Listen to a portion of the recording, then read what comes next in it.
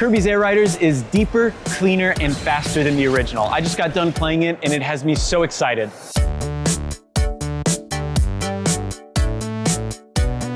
I'm here at Gamescom 2025 and I just got done playing Kirby Air Riders. We got to play 2 rounds of City Trial, which, if you remember from the original, has you build up your ship and then you compete with it at the end with other players. People who played the original should recognize this. However, I did notice some key takeaways and changes to the original that might have people excited. First of all, it seems much faster than the original. At the beginning, you start out kind of slow in City Trial, but by the end, once you've picked up a lot of abilities and swapped out your vehicle, you are flying around that map. Number 2, it feels much deeper. It still keeps that simplicity of the original. However, a lot of the depth comes from the different characters you can use because each one has different abilities, and then depending on all the things you pick up, it can dramatically change how your vehicle handles. Finally, it feels a lot cleaner than the last one. It seems like Sakurai and team have taken a lot of notes from their previous game, Super Smash Bros. Ultimate, to add a lot of flair to this. It feels very good to play.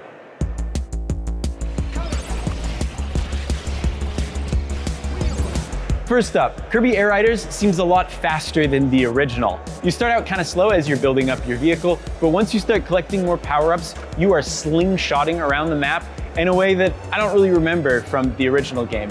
Other than that though, the map itself feels very similar to the original. Obviously, it's bigger, there are more areas, there are different nooks and crannies, but you can definitely tell it took a lot of inspiration from that original and just kind of build it out. Now, after you built out your vehicle, then you would do challenges, and you got to pick which one you wanted to do. When you get there, it'll recommend which challenge is best for your vehicle. From there, you'll either play against other players who chose the same challenge, or you could potentially do one by yourself. So for my challenge, it was just me and one other player, even though we were playing with 4 other human players, and I think like 12 CPUs or something like that.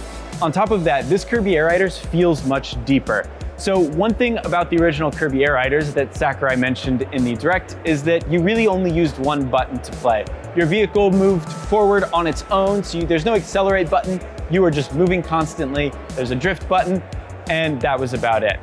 There's a couple more buttons, which makes it slightly more complicated in that regard. However, it still feels very simple. I think the way the depth comes in is the character you pick or the vehicle you use. Different vehicles obviously have different attributes. There's a lot of familiar vehicles from the original that people will recognize. There's also some new ones.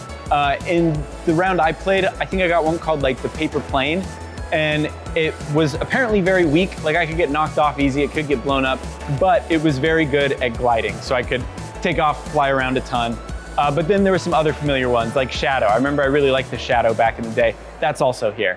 Now, on top of that, you're also picking a character, and these characters, I think, have different attributes, but more importantly, they have different abilities. So with Kirby, and when you get your ultimate ability ready, you just automatically swing your sword a ton and attack enemies nearby, but each character has their own. Unfortunately, I only got to play with Kirby, so I didn't really get to see the other ones. However, I did record some gameplay of Meta Knight, so you should be able to see Meta Knight's ultimate in this video. The last big thing I noticed is that Kirby Air Riders feels a lot cleaner than it did back in the day. The UI feels much better. It presents information in a way that's easier to parse. For those who've played Smash Bros. Ultimate, Sakurai's last game, the UI feels very similar, and I think there's a reason for that. It seems very clear, easy to understand, and it also has that flair that Super Smash Bros. Has. Whenever something important in Smash Bros. Happens, the camera would zoom in, it would slow down for a second, they'd get launched off the map. Feels very similar to that. There's a lot of very smart design choices in order to make all the little actions you do feel very impactful. I also got to check out some of the tutorials where it just kind of teaches you how to play. A lot of it was kind of designed for the races. Unfortunately, I didn't get to play any of the races. For those who played a lot of Kirby Air Rider back in the day, you probably spent most of your time playing City Trial anyway. Anyway, those were my impressions of Kirby Air Riders. Very excited for the full release, so stay tuned to GameSpot for more coverage. Comes out November 20th, 2025. And you know, looking around, it's safe to say that video games have come a long way since Pac-Man.